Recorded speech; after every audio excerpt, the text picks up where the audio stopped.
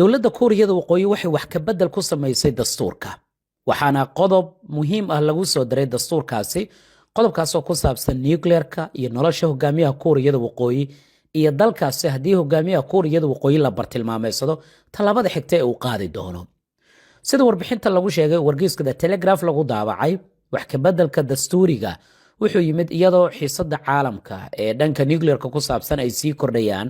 kadib dilkii hogaamiyihii dowladda Iran Ayatollah Ali Khamenei iyo saraakiil sare oo ka tirsan dowladda kuwaasoo lagu dilay duqeyn military oo Tehran ka dhacday horaantii sanadkan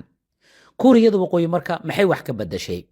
waxaa dastuurka lagu soo kordhiyay qodob dhigaya weerar kasta oo nuclear ah ama weerar lagu soo qaado dowladda Kuuriyada Waqooyi haddii lagu beegsado ama lagu dilo hogaamiyaha sare ee dowladdaasi Kim Jong Un dowladdu waxay qaadi doontaa tallaabo nuclear ah wax ka bedelkan waxa lagu ansixiyay fadhi uu yeeshay golaha sare ee dowladdaasi Kuuriyada Waqooyi fadhigaas oo ka dhacay xarunta golaha shacabka ee magaalada Pyongyang oo ah hay'adda ugu sarreysa ee sharci dejinta iyo dastuurka dalkaasi hay-adaha sirdoonka ee Kuuriyada Koonfureedna dhankooda waxay sheegeen in saraakiisha dowladda ay u gudbiyeen faahfaahinta isbeddelkaani cusub qodobkaani cusub marka wuxuu sharaxayaa sida dalka uu kaga jawaabayo haddii la beegsado hoggaanka ugu sarreeya dalkaasi ama la carqaladeeyo nidaamka ciidanka iyo nuclearka dalkaasi qodobku wuxuu u qorayaa sida tan haddii nidaamka hoggaanka iyo xakamaynta ciidanka nuclearka ee dowladda Kuuriyada Waqooyi qatar uu galo sabab la xiriirta weerar ay fuliyeen dowlada cadowga ah waxa si automatic ah yani si degdeg ah loo bilaabi doonaa weerar nuclear ah yani dalkana soo weeraray nuclearka badhanka ayaa loo taabanaya xitaa haddii hogaamiyaha uu dhintay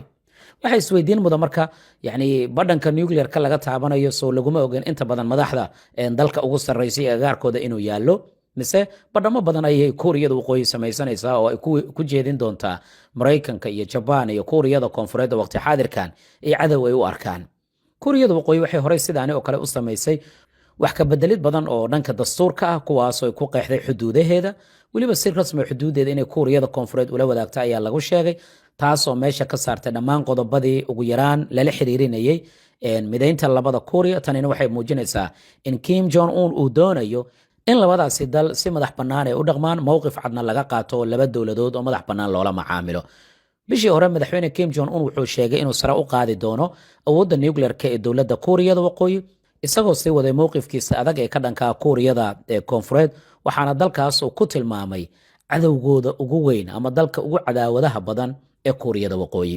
sidoo kale Mareykanka ayuu isna ku eedeeyay argagixiso iyo falal gardarra ay waxyaabo kale inuu wado balka waran ninkan haddii la taabto wuxuu leeyahay xitaa haddii aan daaqada ka baxo oo sidii madaxdii Iran aad ii beegsataan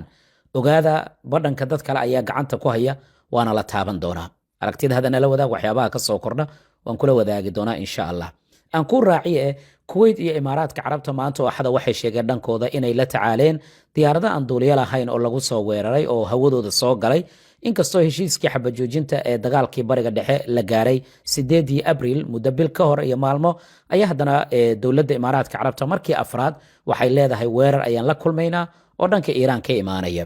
afayeenka wasaaradda gaashaandhigga ee dowladda Kuwait gaashaanla sare Sacuud Cabdulaziz Al Adwan waxa uu sheegay maanta in ciidanka qalabka sida ay ka hortageen tiro diyaarado droonisa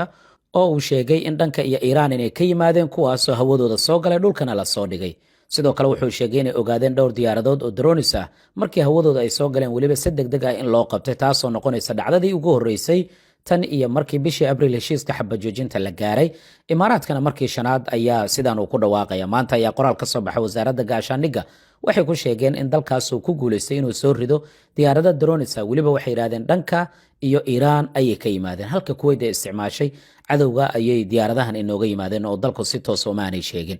maalmo ka hor difaaca cirka ee dowladda Iran ayaa sidoo kale la tacaalay laba gantaal oo plastiga iyo 3 diyaaradood oo drones ah Iran toddobaadkii hore waxay ku hanjabtay inay si adag uga jawaabi doonto tallaabo kasta oo lagu beegsado jasiiradaheeda xeebaheeda ama dekedaheeda waxaana ay ku eedeeyeen Imaaraadka Carabta abaabul weyn inuu ka socdo